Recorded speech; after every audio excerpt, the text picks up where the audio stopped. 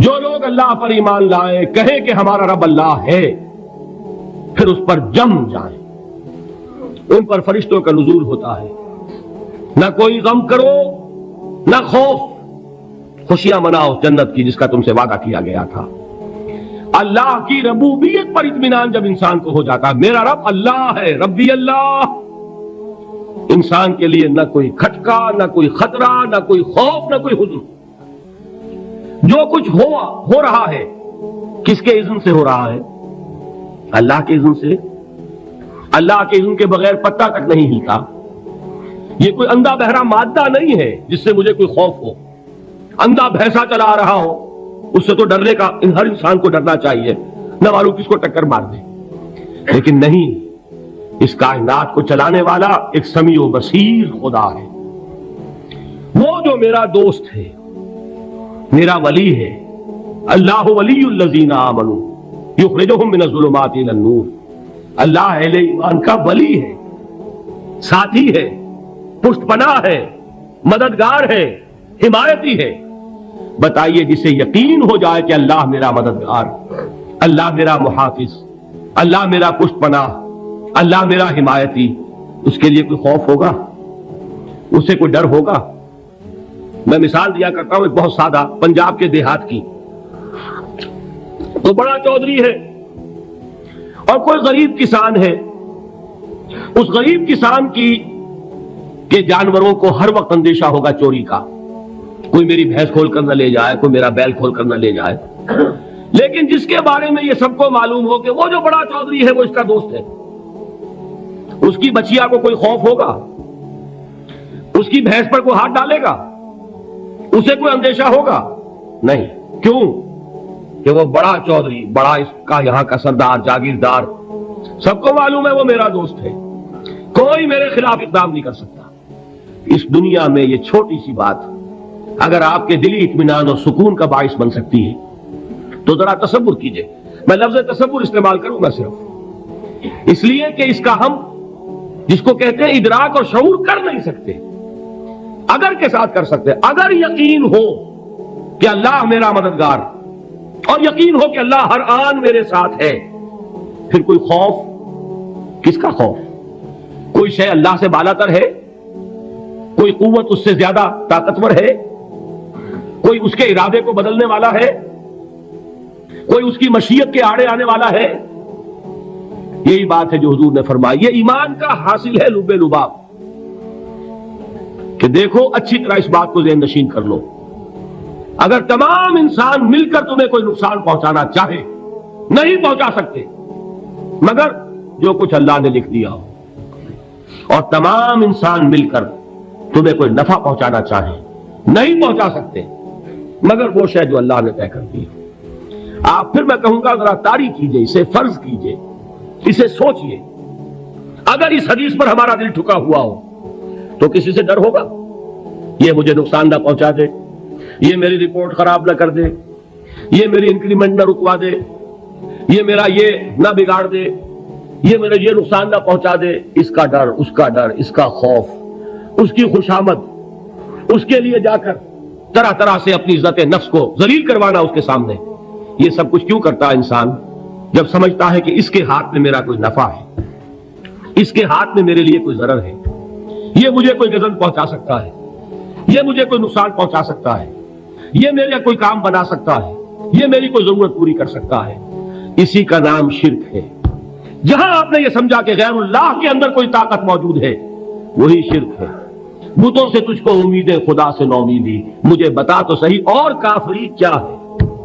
شرک تو یہ ہے۔ جس پر بھی تمہیں یہ خیال ہے، کلمہ ہے یہ کلمہ سوم، لا حول ولا قوت الا باللہ، ذرا اس پر دل کو کبھی اگر آپ تصور کریں، پھر فرض کریں، دل ٹھک جائے اس پر، کوئی طاقت نہیں۔ یہی بات تھی جو شیخ عبد القادر جیلانی رحمۃ اللہ علیہ نے اپنی وصیت میں اپنے بچے سے کہی۔ 11ویں دینے والے ہیں لیکن حضرت شیخ عبد القادر جیلانی کی وصیت اور تعلیمات کو کتنے لوگ ہیں کہ جانتے ہو؟ یہ جن مقامات تک پہنچے ہیں وہ کس چیز کی بدولت پہنچے؟ انہوں نے جو پیغام دیا وہ کیا تھا؟ اے میرے بچے، جس طریقے سے قرآن مجید میں حضرت لقمان کی نصیحتیں جو ہے نقل کر دی گئی ہیں، میں یہ عرض کروں گا بالفرض اگر قرآن حضرت عبد القادر جیلانی کے بعد نازل ہوا ہوتا تو شیخ عبد القادر کی یہ نصیحتیں بھی قرآن میں درج ہوتی. اتنی اونچی نصیحتیں ہیں. اے میرے بچے اس حقیقت کو ذہن نشین کر لے, لا فاعل فی الحقیقت ولا مؤثر الا اللہ. اس کائنات میں نہ کوئی فاعل حقیقی ہے نہ مؤثر حقیقی ہے سوائے اللہ کے. کسی شے میں کوئی تاثیر نہیں اگر اللہ نہ چاہے. آگ جلا نہیں سکتی اگر اللہ نہ چاہے. پانی ڈبو نہیں سکتا اگر اللہ نہ چاہے. زہر ہلاک نہیں کر سکتا اگر اللہ نہ چاہے. کوئی چیز فائدہ نہیں پہنچا سکتی اگر اللہ نہ چاہے. تو در در پہ کیوں سر جھکاتے ہو؟ در در پر کیوں جبیں سائی کرتے ہو؟ سب کے سامنے کیوں ہاتھ پھیلاتے ہو؟ ایک اللہ سے مانگو, ایک اللہ کے سامنے زمین پر اپنی جبین رکھو. لا فاعل فی الحقیقت ولا مؤثر الا اللہ. نظر آتا ہے ہمیں کہ پانی پیاس بجھا دیتا ہے. پیاس بجھانے کی صلاحیت پانی میں نہیں ہے, اللہ کے اذن سے. کھانا بھوک مٹا دیتا ہے, بھوک مٹانے کی صلاحیت کھانے میں نہیں ہے, اذن رب میں. دیکھیے یہی یقین تھا. حضرت موسیٰ علیہ السلام کا واقعہ یاد کیجئے. سامنے سمندر آ گیا ہے, قوم دیکھتی ہے پیچھے کہ گرد و غبار کا طوفان ہے. معلوم ہوا کہ فرعون اپنے لشکر سمیت آ گیا ہے. لشکر جب چلتا تھا تیز رفتاری کے ساتھ تو گرد و غبار کا جو طوفان اٹھتا تھا اس کا تصور کیجیے. اور لمحہ بلمحہ وہ قریب آ رہا ہے. پوری قوم نے کیا کہا؟ اے موسیٰ انا لمدرکون, اے موسیٰ ہم کو پکڑے گئے.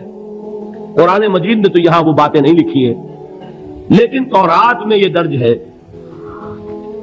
کہ بنی اسرائیل جھگڑنے لگے, دستوں گریبان ہو گئے موسیٰ کے ساتھ. موسیٰ ہمیں یہاں مروایا لا کر, اس سے تو ہم ہی بہتر تھے. وہاں کھانے کو ملتا تھا, زندگی تو تھی, بیگار ہم کر رہے تھے, موت تو نہیں تھی. اب جو کچھ ہوگا اس کا تصور کرو, جس طریقے سے ہمارے ٹکڑے اڑائے جائیں گے. تو لڑ رہے ہیں حضرت موسیٰ علیہ السلام سے. یہ تورات کی تفصیل ہے. قرآن میں صرف اتنا آیا ہے, پریشان ہو کر انہوں نے کہا انا لمدرکون, موسیٰ ہم کو پکڑے گئے. اس وقت موسیٰ کا جواب کیا ہے؟ کلا ان معی ربی سیہدین. نہیں, میرے ساتھ میرا رب ہے, وہ راستہ دے گا. بتائیے کہاں راستہ نظر آ رہا ہے؟ یہ ہے ایمان بالغیب. راستہ نظر نہ آئے تب اللہ پر یقین ایمان ہے. جیب میں پیسے ہوں اور تب دل کو اطمینان ہے, تو ایمان کس پر ہوا؟ پیسے پر, اللہ پر نہیں. جب وسائل و ذرائع نہ ہو اور پھر یقین ہو کہ اللہ مسبب الاسباب ہے, وہ اسباب کا پابند نہیں ہے, وہ اسباب کا محتاج نہیں ہے, اسباب اس کے محتاج ہے. اگر یہ یقین ہے تو اللہ پر ایمان ہے. یہ نہیں ہے تو تمہارا ایمان اسباب پر ہے, وسائل پر ہے, ذرائع پر ہے, مادیات پر ہے, اللہ پر نہیں. اس وقت کہاں راستہ تھا؟ کوئی راستہ تھا؟ سمندر ہے اور ادھر سے لشکر آ گیا ہے. کلا ان معی ربی سیہدین. اب دیکھیے ایمان کہہ دینا آسان ہے, ہوا معکم اینما کنتم, جہاں کہیں بھی تم ہوتے ہو اللہ تمہارے ساتھ ہوتا ہے. لیکن اس کا یقین قائم ہو جائے تو زمین و آسمان کا فرق واقع ہو جائے. یہی بات ہوئی حضور کے ساتھ. غار ہے, چھپے ہوئے ہیں محمد رسول اللہ اور آپ کے وہ یار غار ابو بکر صدیق رضی اللہ تعالی عنہ. اقبال نے حضرت ابو بکر کی شان میں چند اشعار کہیں صرف, لیکن واقعہ یہ ہے کہ بھاری بھاری نظموں پر اور قصیدوں پر بھاری ہے. طویل ترین نظمیں اور قصیدے ہوں ان پر بھاری ہے. ہمتیں ابو بکر کی ہمت جو ہے, کشت ملت را جو ابر, جیسے بارش سے کھیتی اپجتی ہے, ابو بکر کی ہمت اور عظیمت اس امت کو اسی طرح سینچنے والی ہے. ثانیے اسلام و غار و بدر و قبر, وہ دوسرے تھے اسلام میں, دوسرے. پہلے کون تھے؟ انا اول المومنین, حضور فرماتے ہیں سب سے پہلا ایمان لانے والا میں. دوسرے ابو بکر. ویسے ہمارے ہاں یہ چلتا ہے اختلاف, حضرت علی پہلے ہیں کہ حضرت ابو بکر پہلے ہیں, لیکن اس میں بڑی خوبصورت تطبیق قائم کی ہے علماء نے, اور بہت صحیح ہے. چار کے بارے میں فیصلہ ہی مت کرو کہ کون پہلے ہے. ان کی ایک عجیب تقسیم کر دی ہے.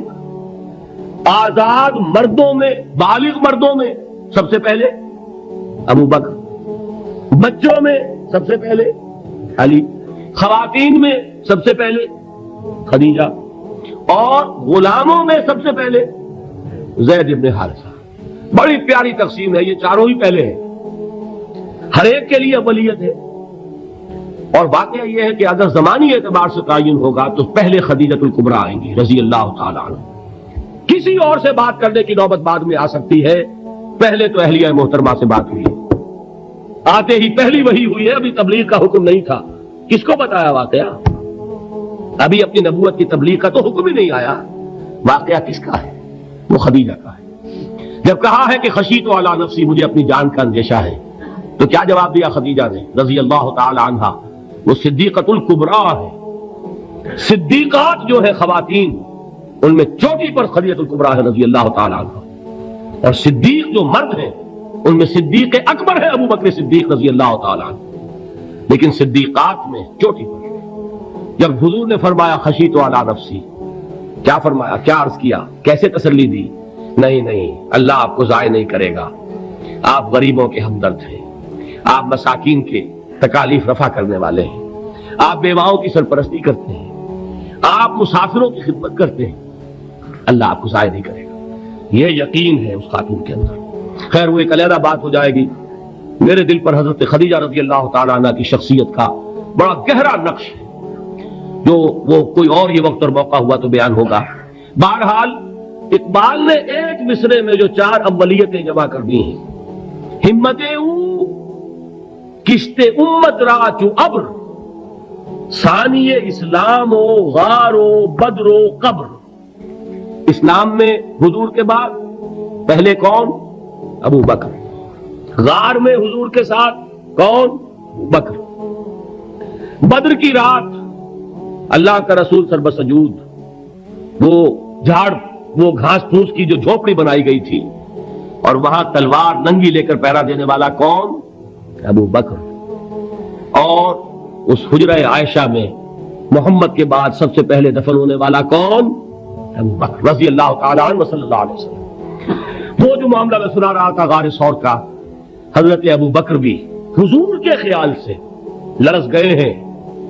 آپ کو یاد ہوگا کہ جا کر پہلے تمام جتنے سوراخ تھے انہیں بند کیا ہے، ایک سوراخ رہ گیا تھا جس کو بند کرنے کے لیے کوئی کپڑا نہیں تھا، وہاں اپنی ایڑی رکھی ہے، تب کہا ہے حضور سے تشریف لائیے، اور اپنے زانو پر حضور کو لٹایا ہے، اور وہاں کسی موذی جانور نے کاٹا ہے، حضور کی آنکھ لگ گئی تھی، اس وقت اس بل کے اندر جو بھی بچھو ہے کیا ہے واللہ عالم، اس نے کاٹا ہے، اس کی تکلیف کی وجہ سے ابو بکر کی آنکھوں سے آنسو ٹپک گئے، حضور کے چہرے مبارک پر پڑے ہیں، تو حضور جاگے ہیں، معاملہ کیا ہے؟ ایڑی نہیں ہٹائی وہاں سے، مبادا وہ جانور وہاں سے نکل کر محمد الرسول اللہ کو کوئی گردن پہنچا دے، ابو بکر کی ایڑی ہے، جس طرح چاہے کھا لے، ختم کر دے، جان نکل جائے تب کوئی آنچ آئے محمد پر تو آئے، لیکن جیتے جی نہیں۔ وہ ہے ابو بکر حضور کے خیال سے۔ اس وقت حضور نے پھر اپنا لعاب دہن لگایا ہے، اور اس سے پھر آپ کی تکلیف ختم ہوئی ہے۔ جیسے خیبر میں حضرت علی کی آنکھ دکھ رہی تھی، اس کو جو شفا حاصل ہوئی ہے وہ بھی حضور کے لعاب دہن سے ہوئی۔ تو بہرحال اس وقت انہوں نے کہا ہے کہ اے نبی یا رسول اللہ، اگر اس وقت ان میں سے کسی نے غیر ارادی طور پر بھی اپنے قدموں کی طرف جھانک لیا تو پکڑے جائیں گے۔ کیا جواب تھا اللہ کے رسول کا؟ لا تحزن ان اللہ معنا، اللہ ہمارے ساتھ ہے، کیوں گھبراتے ہو ابو بکر؟ یہ ہے ایمان باللہ، میرا مالک اللہ، میرا رازق اللہ، میرا محافظ اللہ، میرا مددگار اللہ، میرا پشت پناہ اللہ، میرا دوست اللہ۔ یہ دوستی ہے اللہ کی جو لب لباب ہے، حاصل ہے ایمان کا، اسی کا نام ولایت ہے۔ اولیاء اللہ کے سروں پر سینگ نہیں ہوتے، جس کے دل میں ایمان راسخ ہو چکا ہو وہی اللہ کا ولی ہے، جسے اللہ پر یقین ہو چکا ہے وہی اللہ کا ولی ہے، جسے یقین ہے اللہ میرے ساتھ ہے، میرا مددگار، میرا پشت پناہ، میرا ساتھی، میرا دوست، میرا محبوب، میرا محب۔ اللہ اہل ایمان سے محبت کرتا ہے، واللہ یحب الصادقین، ان اللہ یحب الذین یقاتلون فی سبیلہ صفا کانہم بنیان مرصوص۔ اللہ محبت کرنے والا، اہل ایمان محبوب، اور اہل ایمان محبت کرنے والے اللہ محبوب۔ والذین آمنوا اشد حبا للہ۔ آپ تصور کیجئے جسے یہ رشتہ ایمان یا رشتہ ولایت حاصل ہو جائے، الا ان اولیاء اللہ لا خوف علیہم ولا هم یحزنون، آگاہ ہو جاؤ، اللہ کے دوستوں کے لیے نہ کوئی خوف ہے نہ کوئی حزن ہے۔